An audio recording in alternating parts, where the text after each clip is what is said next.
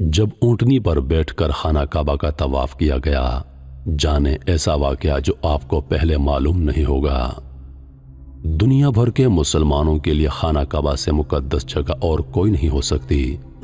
خانہ کعبہ تمام مسلمانوں کے لیے مرکزی حیثیت رکھتا ہے۔ خانہ کعبہ کی خدمت عین فریضہ ہے جو خوش نصیب لوگوں کو ہوتا ہے۔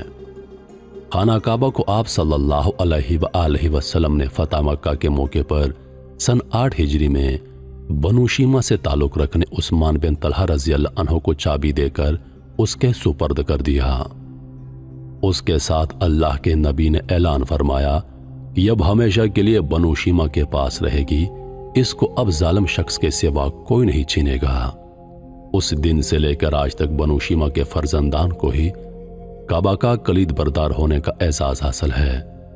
تاہم حرمین شریمین کے امور کے محقق محی الدین کے مطابق تاریخی طور پر کعبہ کی خدمت کا آغاز حضرت ابراہیم علیہ السلام اور حضرت اسماعیل علیہ السلام کے زمانے سے شروع ہوا ہے۔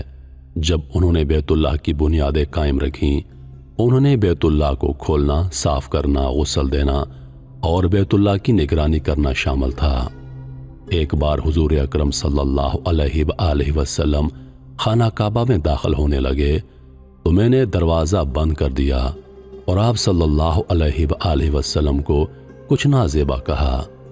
آپ نے میرے اس حرکت کو برداشت کیا اور فرمایا، عثمان ایک دن آئے گا تو دیکھے گا کہ یہ چابی میرے ہاتھ میں ہوگی، میں جسے چاہوں گا دوں گا۔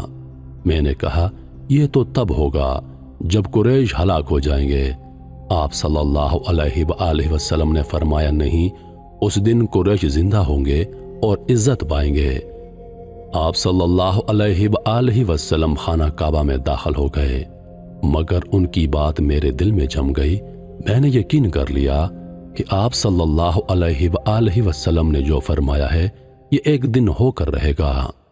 اس کے بعد سن 8 ہجری کے فتح مکہ کے روز رسول اکرم صلی اللہ علیہ وآلہ وسلم نے حضرت علی رضی اللہ عنہ کو عثمان بن طلحہ کے پاس بھیجا تاکہ ان سے بیت اللہ کی چابی لے لیں، تو انہوں نے ناپسندگی سے حضرت علی رضی اللہ عنہ کے حوالے کر دی اور حضرت محمد صلی اللہ علیہ وآلہ وسلم نے بیت اللہ کو کھولا، تمام بتوں کو توڑ ڈالا اور اس کو آب زمزم سے دھویا اور اس میں 2 رکعت نماز پڑھی۔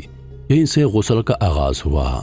اس وقت کے موقع پر سورۃ النساء کی آیت نازل ہوئی۔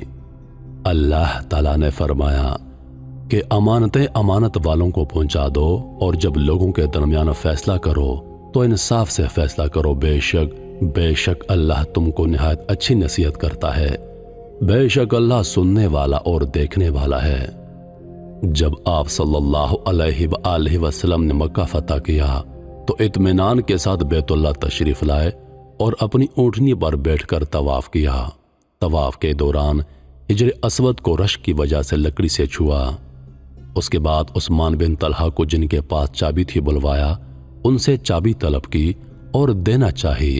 اتنے میں ابن عباس رضی اللہ عنہ نے کہا، حضور اب یہ چابی مجھے سونپ دیں تاکہ میرے گھر میں کعبہ کے لیے آب زمزم اور کعبہ کی گنجائش رکھنا دونوں ہی باتیں رہیں۔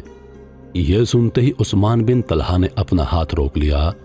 آپ صلی اللہ علیہ وآلہ وسلم نے چابی طلب کی تو دوبارہ وہی واقعہ ہوا۔ آپ نے دوبارہ چابی طلب کی تو عثمان بن طلحہ نے یہ کہہ کر اللہ کی امانت آپ کو واپس دیتا ہوں اور چابی دے دی۔